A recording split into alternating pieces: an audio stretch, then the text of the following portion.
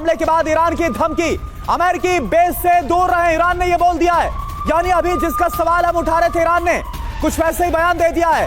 Iran की तरफ से अब सीधे अमेरिका को बता दिया गया है कि अमेरिकी बेस से दूर रहे, जो कोई भी है वो अमेरिकी बेस से दूर रहे। इस बयान का क्या मतलब है? ईरान क्या अब सीधे अमेरिकी बेसिस को टारगेट करेगा अमेरिका के इस हमले के बाद? मनीष, इस बयान को कैसे हम देखें? ईरान ये बोल रहा है कि अमेरिकी बेसिस से दूर रहें। देखिए, सीधी सी बात है कि अमेरिका ने अब इस युद्ध में एंट्री कर लिया है। अमेरिका अब इस युद्ध में शामिल हो चुका है।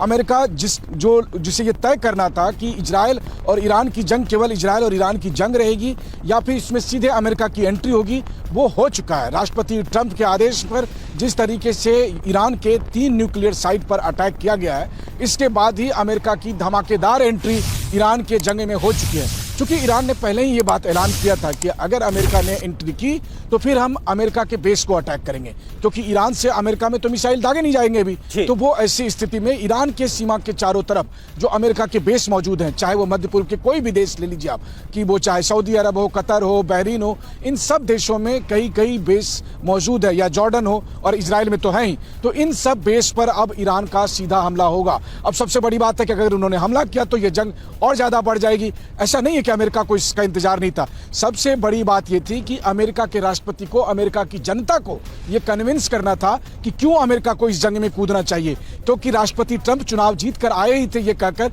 कि वो कोई और नया युद्ध नहीं शुरू करेंगे। लेकिन उन्होंने ईरान के साथ जंग शुरू कर दी है। ईरान के साथ आज के हमले के बाद आधिकारिक तौर पर अमेरिका शामिल हो गया है, और इसीलिए जो खबर हम दिखा रहे हैं अपने दर्शकों को, वो यही कि अब अमेरिका के राष्ट्रपति देश के नाम संदेश देंगे, जिसमें वो इस फैसले को सही ठहराने की कोशिश करेंगे कि अमेरिका के पास ये चारा नहीं था। वो ये बताना चाहते हैं, ये वो कहना चाहते हैं कि ईरान को हमने बार बार मौका दिया, कई बार मौका दिया, बल्कि वो ये कहेंगे कि मैंने कहा कि नेतन्याहू लड़ना चाहते थे, नेतन्याहू अटैक करना चाहते थे, लेकिन हमने ईरान से कहा कि आप आकर न्यूक्लियर डील पर साइन करो, आप बात करो, लेकिन ईरान नहीं माना। ईरान को हर वो मौके दिए गए, नहीं माना, और तब जाकर अमेरिका ने फैसला किया कि ईरान के पास न्यूक्लियर बम नहीं होना चाहिए, इसलिए उसके जो भी न्यूक्लियर साइट है उसको अटैक किया। एक और खास बात मैं बता दूं आपको, जो कि इस जंग के लिए बेहद अहम है। ईरान के पास फोर्दो, नतांज और इस्फहान के अलावा जो एक महत्वपूर्ण न्यूक्लियर साइट है वो है बुश शहर। बुश शहर में अभी रूस के जो आप कहें कि न्यूक्लियर इंजीनियर या न्यूक्लियर साइंटिस्ट, वो सब मौजूद हैं, क्योंकि वहां पर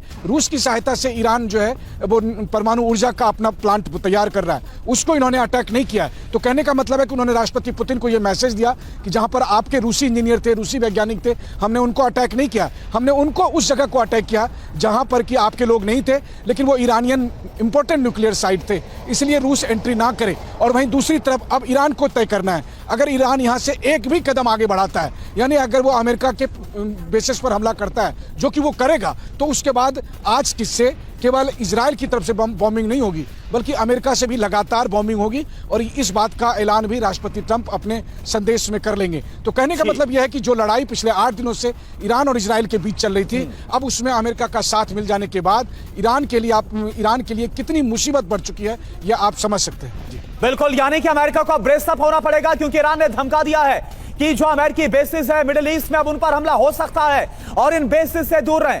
और देखिए आप, ईरान